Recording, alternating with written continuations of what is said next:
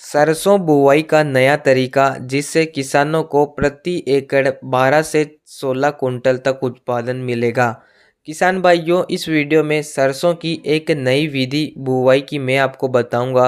अगर इस प्रकार से आप 2022 में सरसों की खेती करेंगे तो प्रति एकड़ आप ज़्यादा से ज़्यादा उत्पादन ले पाएंगे। पिछले साल से ज़्यादा उत्पादन आप सरसों की खेती से ले सकेंगे। इस वीडियो को पूरा ज़रूर देखें। जो किसान हमारे चैनल पर नए हो, चैनल को सब्सक्राइब करें, इस वीडियो को लाइक और अधिक से अधिक शेयर ज़रूर करें। किसान भाइयों, सबसे ज़रूरी है कि अगर आप सरसों की बुवाई कर रहे हैं या 2022 में सरसों की खेती कर रहे हैं तो सही समय पर सरसों की बुवाई करना ज़रूरी होता है और सही विधि किसानों को अपनाना चाहिए। सही उन्नत वैरायटियों का चयन करना चाहिए। किसान भाइयों, वैसे तो 15 सितंबर से सरसों की बुवाई का काम शुरू हो जाता है, लेकिन ज़्यादा अगेती बुवाई करने से भी सरसों का उतना ज़्यादा उत्पादन नहीं मिल पाता है। ऐसे में आप सरसों की बुवाई 20-25 सितंबर के बाद ही शुरू करें। इसके अलावा ज़्यादा पचेती बुवाई भी आप ना करें। इसके अलावा उन्नत हाइब्रिड किस्मों का चयन आप ज़रूर करें जो अधिक उपज उत्पादन देती है। मार्केट में कई वैरायटियां आपको मिलती है, कुछ महंगी वैरायटियां, कुछ सस्ती वैरायटियां मिल जाती है।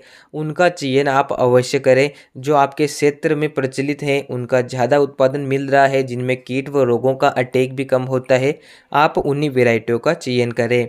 इसके बाद बात आती है बीज दर और बुवाई के सही तरीके के बारे में।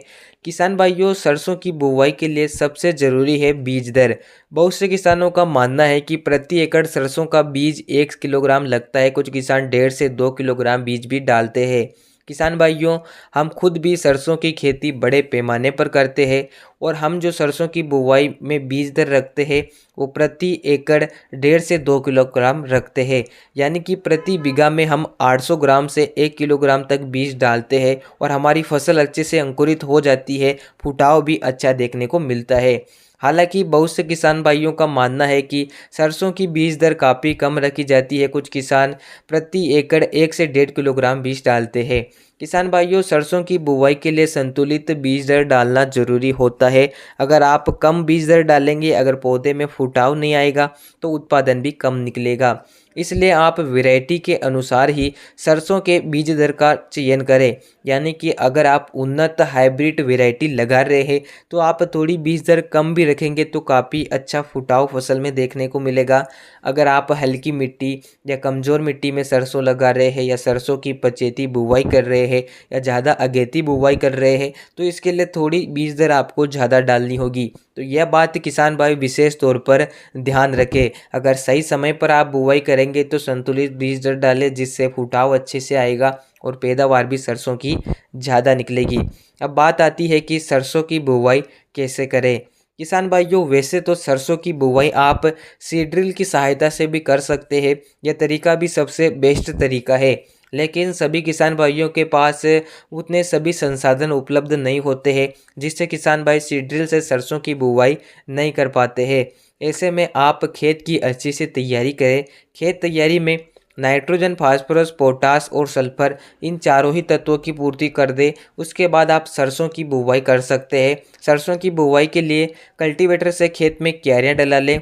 सूखे खेत में छिड़काव विधि से सरसों की बुवाई आप कर सकते हैं। हाथ से छिड़काव विधि से हम लगातार सरसों की बुवाई कर रहे हैं।